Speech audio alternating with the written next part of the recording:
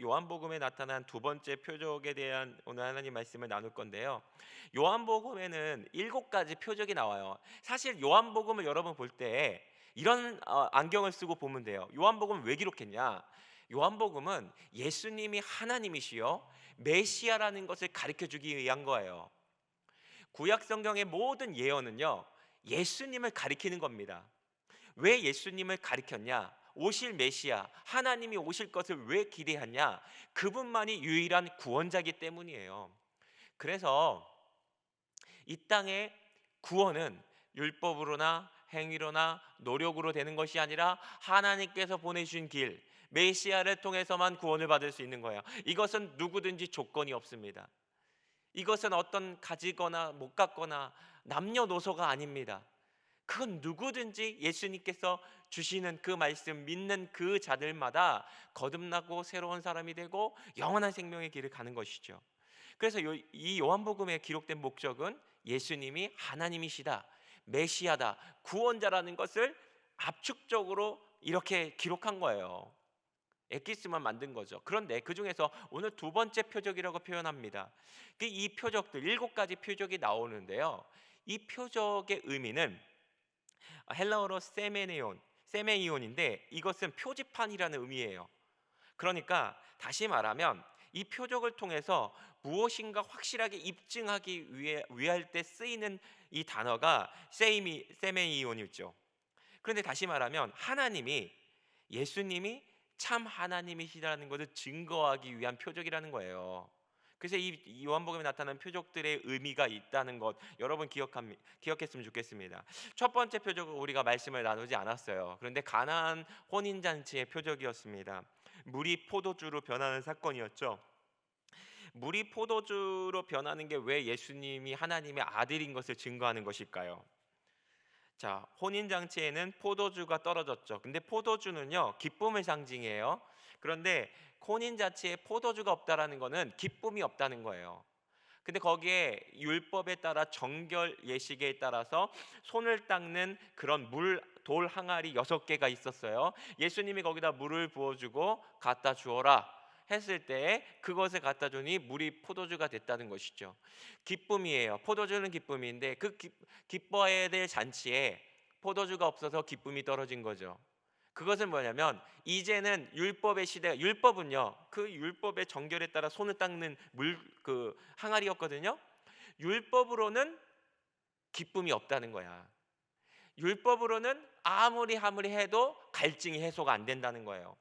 이제 율법의 시대는 끝나고 메시아의 시대가 왔다는 거야.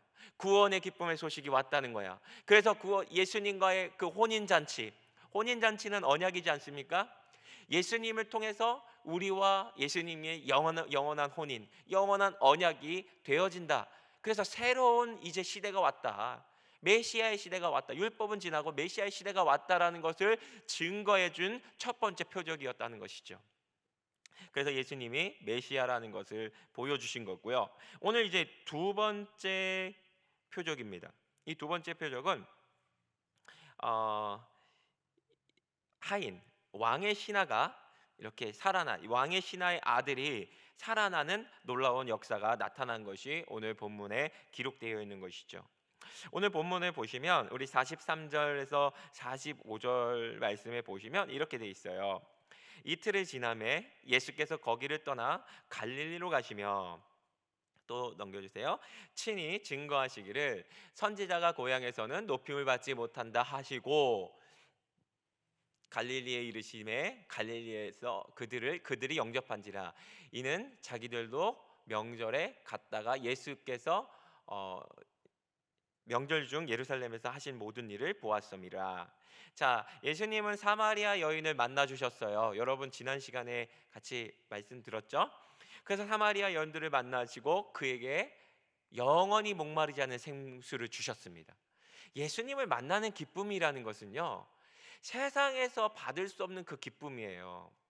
그래서 이 여인은요 우울증에 걸린 여자였거든요. 사람을 피하는 여인이었고 혼자 숨어서 지내고 싶은 여인이었지만 예수님을 만나니 그가 동네에 들어가서 사람들에게 내가 예수를 만났다, 메시아를 만났다, 복음 전도자가 되어졌다는 것이죠. 이처럼요 예수님을 만나는 삶은요, 기쁨이 넘치는 삶을 살아요.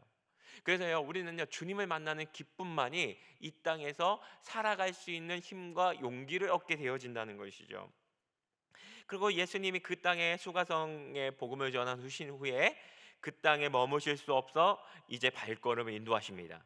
그런데 그분이 발걸음을 인도하실 때 자신이 나고 자랐던 땅이 나사렛이에요. 여러분, 나사렛 얘기 들어보셨죠? 나사렛 예수, 나사렛 예수의 이름으로 명한다, 이런 얘기 들어봤죠? 왜냐하면 예수님은요, 베들레헴에서 태어나셔서 나사렛에서 어린 시절을 보내셨어요. 그래서 나사렛 사람이란 칭함이 있어요. 그런데 이 나사렛 지역으로 가지 않으시고 예수님은 갈릴리 지역으로 통과하십니다.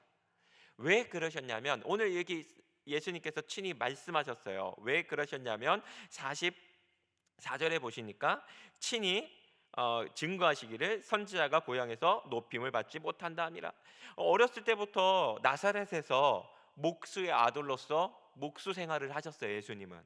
그런데 그 지역에 있는 많은 사람들이 예수님을 볼 때 선지자 예수, 하나님의 아들 예수로 본 게 아니라 목수의 아들 예수, 목수인 예수를 봤다는 거예요. 그래서 그들은 예수님이 가르쳐 주시는 은혜로운 말씀, 와, 저 목수의 아들이 아니냐? 요셉의 아들 아니야? 그런데 어떻게 저렇게 은혜로운 말, 저렇게 사람들하고 다른 메시지를 전해줄 수 있지? 어떻게 저렇게 놀라운 능력이 나타날 수 있지? 그런 능력은 인정함에도 불구하고 예수님을 목수의 아들로 보았기 때문에 그들은 예수님을 따르지 않았어요. 성경에 나타나는 모든 선지자들은 모두 가족과 가까운 사람들에게 인정받지 못했습니다. 왜냐하면 모두 인간적으로 봤기 때문이에요. 여러분, 아무리 평범해 보이고 아무 보잘것없는 것 같은 어린아이 같을지라도요, 어린아이 같은 아이라도 하나님의 영이 그에게 임해서 하나님께서 말씀하시면 그 사람이 선지자가 되는 거예요. 여러분, 사무엘이 어린 꼬마였습니다. 어린 사무엘에게 하나님의 영이 임해요. 하나님의 영이 임하니까 엘리에게 예언을 해요. 여러분, 하나님은요, 우리가 어떤 뭐 크고 잘나고 많이 배우고 뭐 똑똑하고 그거 다 상관없어요. 하나님의 영이 오시면 그 사람은 선지자로 쓰임 받는 거예요. 하나님의 사람으로 쓰임 받는 그 길은 많이 배워서, 신학을 많이 배워서가 아니라 하나님의 메시지, 하나님의 영감, 성령이 오시면 그 사람이 선지자가 되는 거예요. 하나님의 종이 되는 겁니다. 그런데 이들은요, 예수님의 외모를 보고 출신 성분과 배경을 보고 예수님을 무시했어요. 목수 아니냐? 무슨 저에게 선한 게 나오겠냐? 라고 말했다는 것이죠. 여러분, 오늘날 우리가 이렇게 예배를 드리고 또 목사님도 아무것도 아니지만 우리가 소그룹 모임도 갖고 그 가운데 우리 하나님을 인정하고 하나님을 고백하고 하나님을 예배할 때 그곳에서 하나님께서 말씀으로 우리에게 찾아오신다는 것이죠. 여러분, 사람을 보면 누가 선하겠습니까? 여러분, 사람을 보면요, 낙심하게 돼 있어요. 여러분, 그래서요, 마가복음 6장에는 이것을 이렇게 아주 자세히 나와 있습니다. 제가 한번 읽어볼게요. 마가복음 6장 1절에 예수께서 거기를 떠나사 고향으로 가시니 제자들도 따르더라. 안식일이 되어 회당에서 가르치시니 많은 사람이 듣고 놀라 이르되 이 사람이 어디서 이런 것을 얻었느냐? 이 사람이 받은 지혜와 그 손으로 이루어진 이런 권능이 어찌 됨이냐? 이 사람이 마리아의 아들 목수가 아니냐? 야고보와 요셉과 유다와 시몬의 형제가 아니냐? 그 누이들이 우리와 함께 여기 있지 아니하고 예수를 배척한지라.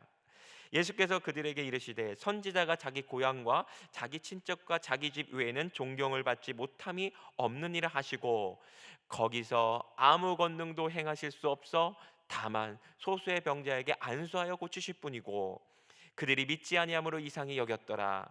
이에 모든 촌에 두루 다니시며 가르치시더라. 예수님을 인정하지 않고 인간적으로 보니까 예수님도 거기서 5절에 보니까 아무것도 행할 수 없어요. 여러분, 예수님도요, 우리가 예수님을 기대하고 소망 삼고 믿고 신뢰하지 않으면요, 예수님이 아무리 능력이 많아도 우리를 위해서 아무것도 해줄 수 없다는 거예요. 여러분, 우리의 예배, 여러분 지금 현장에서 못 드려서 각자 예배 드리잖아요. 주님은 오늘도 우리에게 말씀하십니다. 날마다 하나님은요 우리에게 말씀하고 싶으세요. 날마다 그 생명의 말씀으로 우리의 영혼을 새롭게 되길 원하세요. 그런데 우리가 주님을 기대하고 소망 삼고 믿음으로 바라보지 않는다면 주님 어디서도 주님의 음성을 들을 수 없고, 어디서도 우리가 성경책을 가지고 있음에도 불구하고 주의 음성을 들을 수 없고, 아무리 하나님 말씀의 능력이 있어도 나에게 이루어지지 않는다는 거예요. 오늘 이 사람들 보세요. 예수님을 배척했어. 그래서 믿지 아니함을 이상히 여겼더라. 주님도 아무것도 할 수 없다는 것이죠. 여러분, 우리가 하나님 앞에 살아야 될 이때 우리가 살아가는 우리의 삶은요 항상 하나님을 기대하고 소망하는 마음을 가져야 된다는 거예요. 아무리 어려운 환경이 다가온다 할지라도 낙심이 되고 좌절이 되고 환경을 보는데 어려움이 답답하고 길이 안 보여도요 하나님을 소망하고 기대하는 마음, 그 마음이 있는 자들은 주님의 은혜를 받게 돼 있습니다. 여러분, 하나님을 소망 삼으세요. 전능하신 하나님을 믿으셔야 돼요. 그러면 그 하나님의 소망과 기쁨이 우리에게 나아오시는 것이죠. 여러분, 어, 하나님은요 우리의 과거를 보지 않으세요. 과거를 통해서 미래의 가능성을 보지 않습니다. 모든 사람들은요 과거를 보여요. 오늘 목수의 아들이 아니냐, 그 사람의 출신 배경을 보고 과거에 행했던 일들을 보면서 기대하지 못해요. 에휴, 제가 어렸을 때부터 공부도 못하고 저렇게 까불까불하고 보니 저 무슨 소망이 있겠어. 아, 제가 무슨 뭐 신학교를 가겠다고? 야, 무슨 너 주제에 무슨 뭐가 되겠냐? 하나님 너 같은 사람 쓰겠냐? 이런 생각할 수도 있어요. 왜냐하면 과거를 보니까, 과거를 보고 오늘날을 미래를 그리기 때문이에요. 또 사람들은 그래요. 자기 자신도 그렇게 생각해요. 아, 내 옛날에 보니까 나는 이렇고 저렇고 이게 못났고, 자기 자신을 보니까 소망이 없어. 내가 하나님께 쓰임 받을 수 있을까? 하나님이 나를 사랑하실 수 있을까? 하나님이 이래도 나를 버리지 않으실까? 이렇게 자기를 보면서 자기의 미래를 악몽으로 꿈꿔요. 아주 하나님이 날 사랑하지 않을 거야, 하나님 날 쓰시지 않을 거야, 절망으로 꿈을 꿉니다. 그런데요 하나님은요 우리의 과거를 보시고 우리를 그 과거의 배경을 가지고 미래를 꿈꾸시는 게 아니라 과거의 것은 다 잊어버리시고 미래의 소망을 주시는 분이세요. 여러분, 베드로가 원래 이름이 뭔지 아세요? 시몬이에요. 시몬은 갈대라는 이름이에요. 근데 이 갈대같이 흔들리는 베드로에게, 시몬에게 베드로라는 이름을 주셨어요. 베드로는 뭐예요? 반석, 튼튼한 거, 이 땅의 기반을 채 흔들리지 않는 거예요. 갈대 같은 사람, 너는 갈대 같은 사람이었어. 하지만 나는 너를 반석까지 세울 거야. 하나님은요 우리 과거를 보고 우리를 미래를 꿈꾸는 게 아니라, 하나님의 우리 계획은 우리의 생각과 우리의 마음과 우리의 모든 것을 초월하여 하나님의 놀라운 계획으로 우리를 꿈꾸시고 그리신다라는 것, 여러분 그것을 믿으셔야 돼요.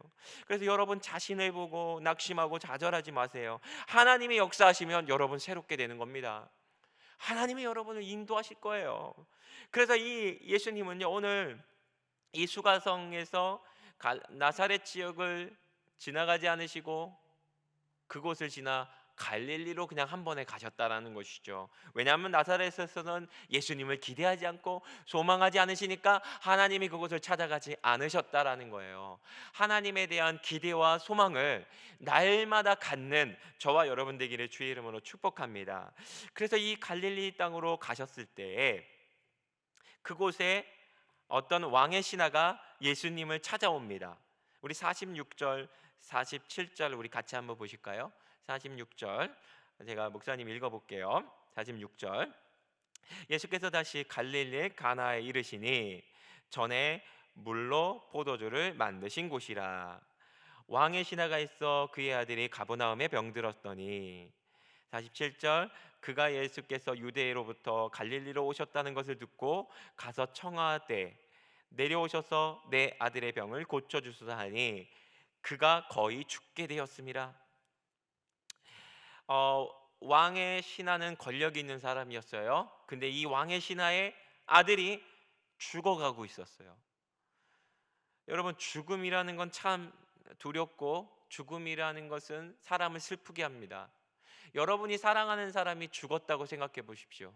여러분이 사랑하는 사람이 죽어간다고 생각해 보십시오. 여러분의 어머니가, 여러분의 아버지가, 여러분의 동생이 여러분의 애인이, 여러분의 아내와 남편이 만약에 죽어간다고 생각한다면, 자식이 죽어간다면 그것처럼, 죽어가는 것을 보는 것처럼 슬픈 일은 없을 거예요.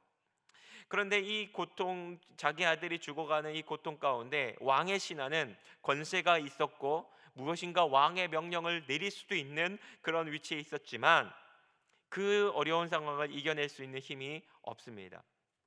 그런데 위기를 맞이한 사람들 중에서 나타나는 특징이 있어요. 위기를 내가 할 수 없는, 내가 감당할 수 없는 위기를 맞았던 사람들 중에 반응은, 어떤 사람은 자신이 그 문제를 해결하려고 애쓰고 힘쓰는 사람이 있어요. 어떤 사람은 끊임없이 자기가 끝장을 내려고 막 발버둥 치는 사람이 있어요.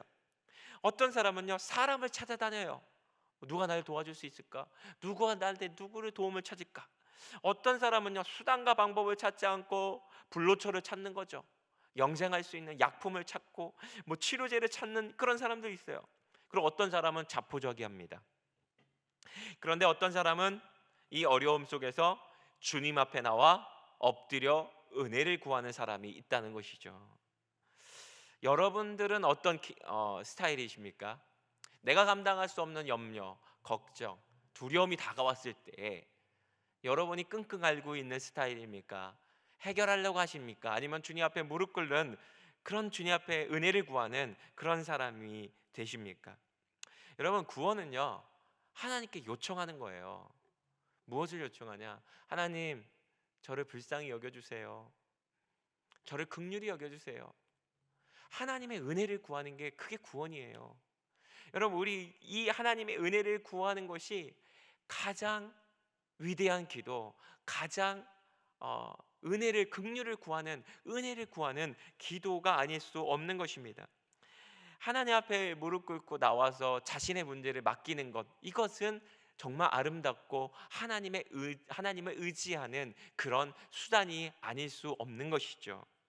그런데 오늘은 특별히 예수님 앞에 무릎을 꿇었던 이 하인에게, 왕의 신하에게 예수님의 남다른 반응을 볼 수 있게 됐습니다. 48절 말씀 한번 보시겠습니다. 48절 보시면 예수께서 이르시되 너희는 표적과 기사를 보지 못하면 도무지 믿지 아니하니라.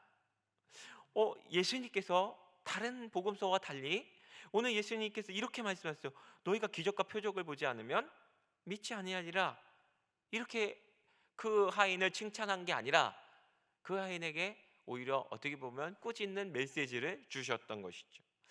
다시 이 말을 다시 표현한다면, 너 사람을 의지하지 마.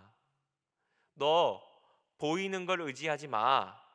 너 기적과 표적, 나타나는 현상, 그거 의지하지 마. 너 그거 보고 왔지?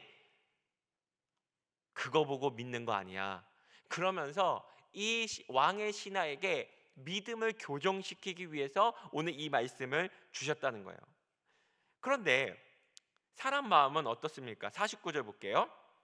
49절 볼게. 신하가 이르되 주여 내 아이가 죽기 전에 내려오소서. 예수님은 너 표적만 구하지 마 이렇게 말했는데 이 하인은 내 아들이 죽기 전에 따라와 주세요. 사람의 마음은요, 자신의 문제가 급급한 거예요. 우리 왕의 신하와 똑같습니다. 기도할 때도요, 하나님은 우리가 바른 믿음을 갖기 원하세요. 하나님과 나 사이에 바른 믿음의 관계를 갖기를 원하시고 하나님을 바르게 알기 원하세요. 그런데 우리의 마음은 이 왕의 신하처럼 내 아들이 죽어가니까 내 소원 좀 들어주세요.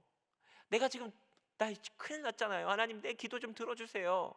자신의 뜻, 자신의 소원만 이루어지기를 간구해요. 하나님의 뜻, 하나님의 계획 몰라요. 그거 생각 안 해요. 막 하나님 그냥 빨리 내 원하는 것만 되게 해주세요. 그리고 내가 원하는 거 안 되면 삐져요. 하나님 기도해도 들어주지도 않고 나는 안 사랑하나 보다. 막 이렇게 낙심해요. 자신의 문제에만 너무 집착하는 그런 것이 우리 인간이 아닐 수 없다는 것이죠.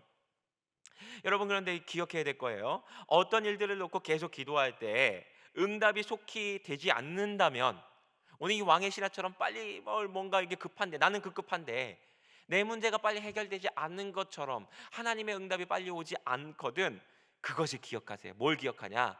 하나님이 이 문제를 통해서 나에게 가르쳐 주고 싶어 하는 것이 있다라는 걸 기억해야 돼요.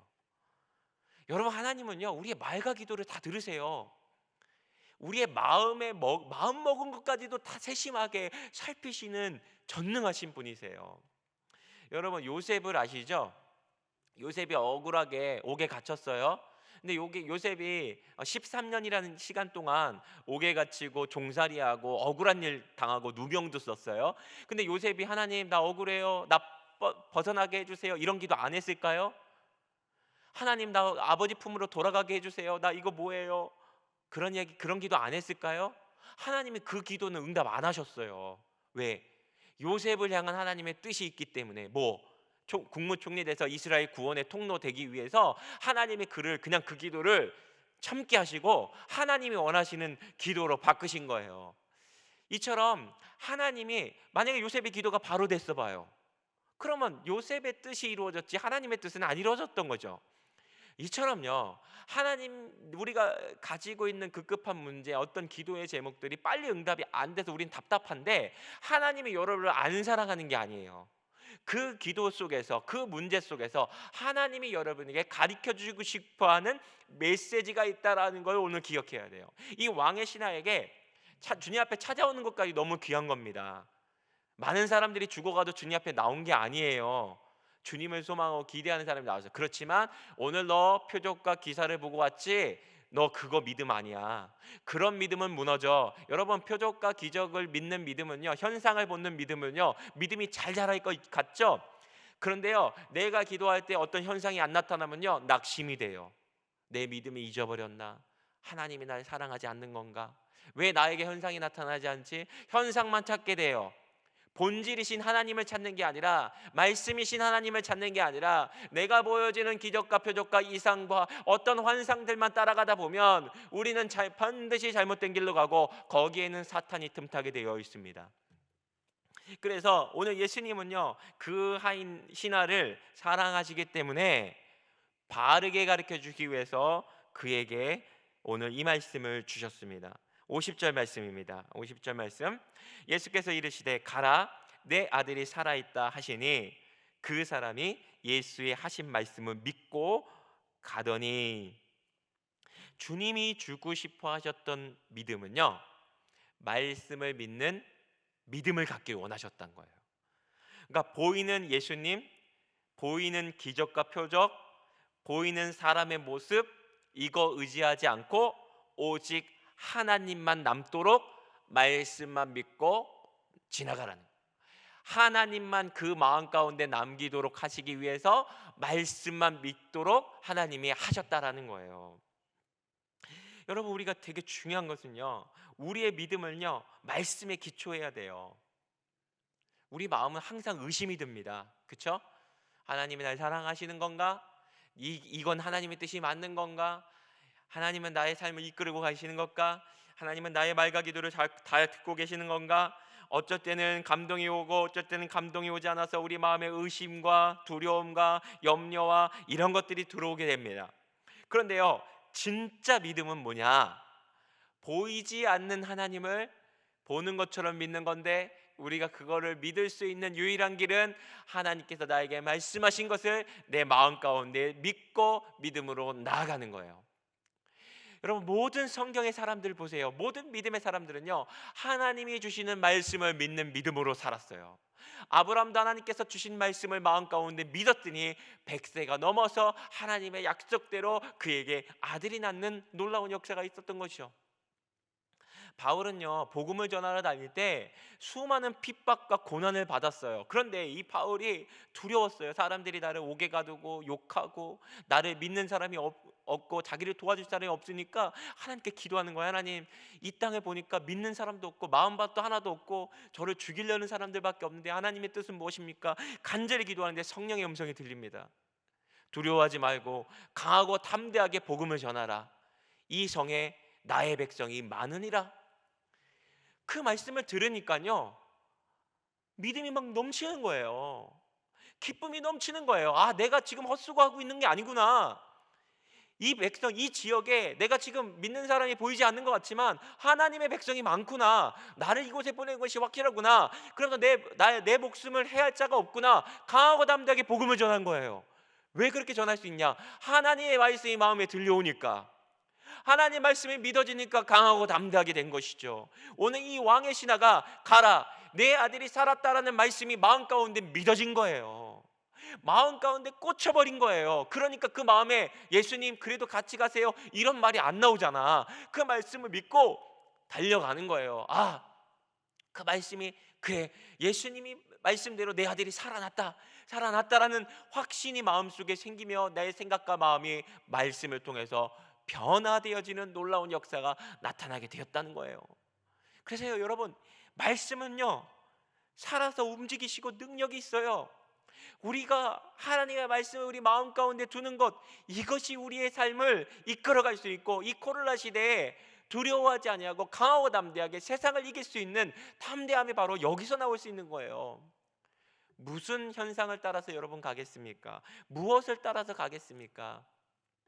하나님의 말씀을 우리 마음 가운데 두어야 되는 거예요. 오늘 이 왕의 신하가 그 말씀을 마음 가운데 믿을 때, 심겨졌을 때 기쁨이 넘치게 되었다는 것이죠. 그리고 그 하룻길, 이 가버나움이라는 것은 하룻길이에요. 예수님 만나러 하룻길을 걸어온 거야. 근데 예수님 같이 가달라고 했는데 예수님 같이 안 가도 이제는 그분의 말씀을 붙들고 가는 거예요. 그런데 말씀을 붙들고 갔더니 왕의 그 신하의 아들이 예수님께서 말씀하신 그 즉시 이후로 살아난 것을, 회복되어지는 것을 종들을 통해서 듣게 됩니다. 그리고 그 가족이 예수님을 믿고 예수님의 말씀이 남겨진 그런 사건이 나타나게 되어졌다는 것이죠. 여러분, 우리가 늘 사방으로 우겨싸움을 당하고 고통을 당하고 염려가 두려우고 우리 마음에 염려와 근심 걱정이 들어오고 우리의 미래가 보이지 않고 낙심이 되고 좌절이 되고 과거를 보니 미래가 그려지지 않고 이런 우리가 이렇게 좌절하고 낙심하는 환경들이 우리를 둘러싸고 있습니다. 그런데요 그 가운데 우리는요 하나님의 말씀을 들어야 사는 거예요. 오늘 이 예수님의 두 번째 표적의 의미는 무엇이냐? 예수님은 하나님의 말씀, 태초에 하나님의 말씀이 계시니라. 그 말씀이 곧 하나님과 함께 했으니 그 말씀은 곧 하나님이라. 예수님은 말씀이 육신에 대해서 오신 그분이라는 것. 그래서 그분은 살아계신 하나님이시라는 것을 증거하기 위해서 예수님의 말씀이 능력으로 그대로 나타나는 것을 보여주시기 위한 표적이었다는 것이죠. 예수님이 메시아, 하나님과 똑같은 동등한 분이시다. 왜? 말씀으로 치유의 능력이 나타났기 때문이라는 거예요. 하나님이 천지를 창조하실 때 무엇을 창조하십니까? 빛이 있으라, 말씀으로 창조하는 거예요. 하나님은 말씀하면 그대로 되는 겁니다. 이것처럼 예수님이 말씀하시니까 예수님 하나님이시기 때문에, 그분이 하나님이시기 때문에 그 말씀이 그대로 이루어지는 거예요. 여러분, 그래서요 우리는요 말씀을 대하는 태도가 바뀌어야 됩니다. 하나님의 말씀을 우리 마음 가운데 믿을 때 그분의 말씀의 능력이 나의 삶에 나타나고 내 영혼을 변화시키고 나의 생각과 마음을 변화시키고 좌절하고 낙심하는 나의 마음에 소망과 기쁨을 충만하게 하시고 하나님의 죽어있는 나의 영혼을 살리실 뿐만 아니라 죽어있는 나의 육체까지도 그분의 말씀이 나를 만지시니 내가 치료되는 놀라운 역사가 나타나게 되어진다는 거예요. 이게 바로 복음의 능력이라는 것이죠. 예수님은요 살아계신 하나님의 아들이시고 하나님이시기 때문에 그 말씀하신 모든 것이 믿는 자에게 그대로 될 수밖에 없는 능력의 하나님이시라는 거예요. 여러분, 세상에는 소망이 없습니다. 인터넷을 아무리 찾아보세요, 유튜브를 아무리 찾아보세요, 여러분 소망이 없어요. 여러분의 마음에 평강을 줄 만한 거 하나도 없습니다. 오직 하나님의 말씀만 마음속에 믿으십시오. 믿음으로 받아들이십시오. 그러면요 여러분 마음에 정말 세상을 다 얻는 기쁨이 여러분들에게 오게 되는 거예요. 오늘 온라인에서 예배드리는 우리 형제 자매들이요, 온라인으로 예배드려도요 하나님이 여러분 세심하게 역사하십니다. 여러분 정말 하나님을 소망하고 기대하면서 말씀 듣기를 사모해 보세요. 목사님 은혜 받고 늘 이어폰 꽂고 그 테이프 하나님 말씀 들으면서 다녔어요. 근데 그 말씀을 들을 때마다 하나님이 지금 나에게 주시는 말씀이구나, 나를 깨닫는 말인가, 이게 깨달아져요. 이게 믿어져. 왜? 내가 주님을 너무 사모했거든. 사모하고 가니까 녹화 방송인데도 불구하고 그 옛날 그 테이프 있잖아요. 돌아가는 거. 마이마이 여러분 그거 아시죠? 그거. 하여튼 골동품 같은 거 그거 들고 다니면서 그거 이렇게 들을 때마다 그렇게 눈물이 나고 하나님께서 나에게 주시는 말씀으로 들려왔다라는 것이죠. 하나님은 지금도 살아 역사하세요. 오늘도 우리에게 말씀을 주시고 우리에게 소망을 주시고 저와 여러분을 생명의 길로 말씀을 통하여 생명의 길로 우리를 이끄시는 하나님이시다라는 것이죠. 우리 그래서 오늘 이 말씀을 통해서 예수님이 두 번째 표적이라고 말씀하십니다. 54절 우리 마지막 절 같이 한번 보겠습니다. 이것은 예수께서 유대에서 갈릴리로 오신 후에 행하신 두 번째 표적이라. 첫 번째 가나안 혼인 잔치, 이제 새 시대가 왔어. 메시아 시대가 율법 시대 가고 메시아 시대가 도래했다. 이제 기쁨의 잔치가 구원의 잔치가 시작됐다. 두 번째, 말씀의 육신이 돼서 오신 예수님, 그분은 하나님이시다. 그분의 말씀의 능력이 실제가 되는 하나님, 그분은 메시아다라는 것을 증언하는 두 번째 표적이었다라는 것이죠.